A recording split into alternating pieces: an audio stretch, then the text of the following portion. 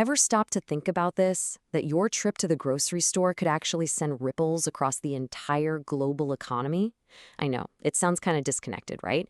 But today, we're going to go on a journey that connects your wallet directly to the wild, cyclical nature of the market itself. So, what does your grocery list have to do with global economics? It sounds like a trick question, but the answer is pretty much everything. Your grocery list, your rent, how much you save. Think of them as these tiny individual pieces of a gigantic puzzle. And when we start putting them all together, they reveal these incredible, surprisingly predictable patterns about the economic engine that drives our whole world. All right, so your money, your rules. That's where this whole journey really begins. It starts in the most familiar place you can imagine, your own budget. See, before we can even think about understanding global markets, we've got to get a handle on the basic rules of money that govern our own lives. This is really the ground floor of all economics. So what is a family budget, really? At the end of the day, it's just a plan. It's you, on paper, figuring out where your money is coming from, and this is the important part, where you want it to go. Whether that's on the absolute necessities like food and a roof over your head, some comforts, or hey, even a few well-deserved luxuries. So why even bother with a budget? Well, think of it like this. It's your roadmap to financial control. It's the one tool that really lets you live within your means, spot and cut out spending that just doesn't matter to you, and, this is huge, actually build a safety net and save for your future. It's all about swapping out that financial anxiety for a bit of financial freedom. And you know what? Getting started can be way simpler than you think. A really popular guideline is the 50-30-20 rule. The whole idea is just to divide your after-tax income into 3 simple buckets. 50% for your absolute needs, we're talking housing, food, the essentials. 30% for your wants, things like going out, travel, hobbies, and a super important 20% for savings and paying down any debt. Okay, so that's one budget, your budget. But now, let's zoom out. What happens when you look at thousands or even millions of budgets all at once? This, my friends, is where things get really fascinating. Hidden patterns start to emerge, revealing these invisible rules that kind of govern how all of us spend our money collectively. And this isn't just guesswork, by the way. Researchers and governments actually do this. They conduct these things called family budget surveys. They go out and meticulously collect super detailed financial info from tons of different households to create this incredibly precise snapshot of how an entire country earns and spends its money. So, after sifting through mountains of this data, way back in the 19th century, a statistician named Ernst Engel noticed something really interesting, a clear pattern. He put it like this: as the income grows, the share of income spent on food decreases. It sounds simple, but this observation, which became known as Engel's law, is incredibly profound. And this graph right here shows Engel's law perfectly in action. So take a look at the curve for necessities. As someone's total income goes up, the amount they spend on essentials like food, well, it starts to flatten out. They're still buying food, of course, but it becomes a smaller and smaller slice of their total spending pie. But now look at the luxuries line. It just shoots straight up. The more extra cash people have, the bigger the chunk of it they'll spend on non-essentials. And this isn't just some academic thing to geek out on. It's a seriously powerful tool in the real world. Engel's law gives economists and governments this simple, but believe it or not, surprisingly accurate way to measure how well a whole country is doing.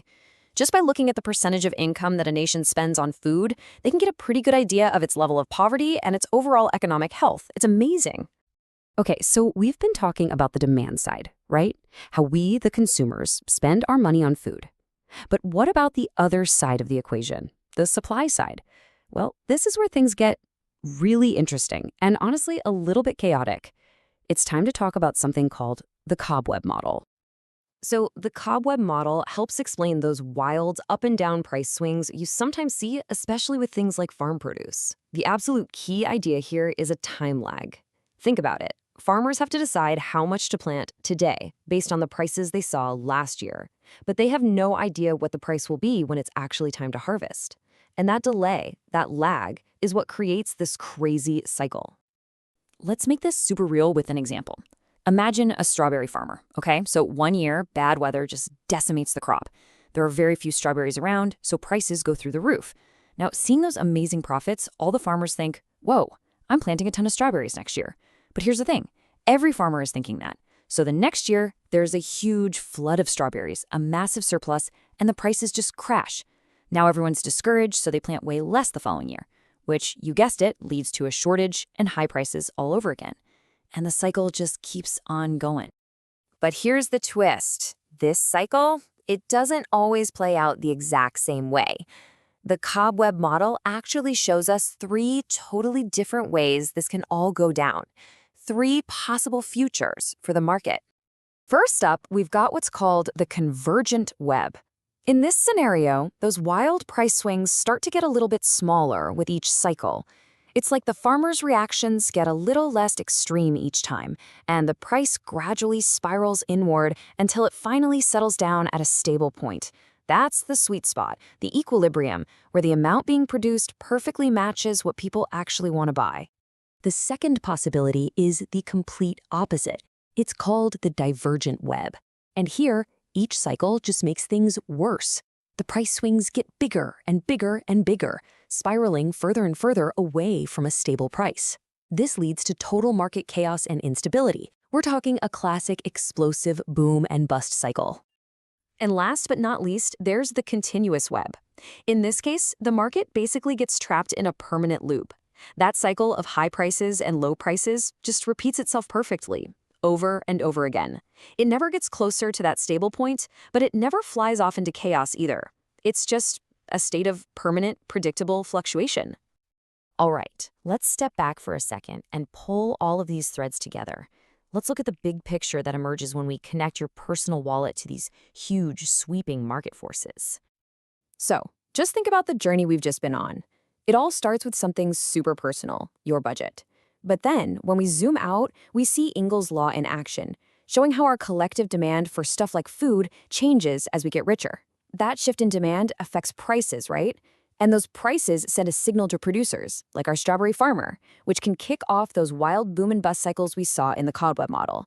It's a direct line from your wallet straight to market madness. So really, the 2 big ideas we've looked at are like 2 sides of the same economic coin. On one side, you've got Ingalls' law. That's all about us, the consumers. It's about demand and how our spending habits change. On the other side, you have the cobweb model. That's all about the producers. It's about supply and how those delays in production can create these crazy feedback loops and cycles. And that, right there, is the crucial takeaway from all of this. Your decision about whether to buy steak or pasta for dinner, and a farmer's decision about whether to plant strawberries or corn, these seem like such small individual choices. But when you multiply them by millions of people all making similar choices, they create the massive, predictable, and, yeah, sometimes chaotic patterns that define our entire economies. Which kind of leaves us with one last big question to chew on. We have these elegant models, right? They can describe and even predict these massive economic cycles. So, if we understand the machinery so well, why does it seem like we're just destined to repeat these patterns over and over again?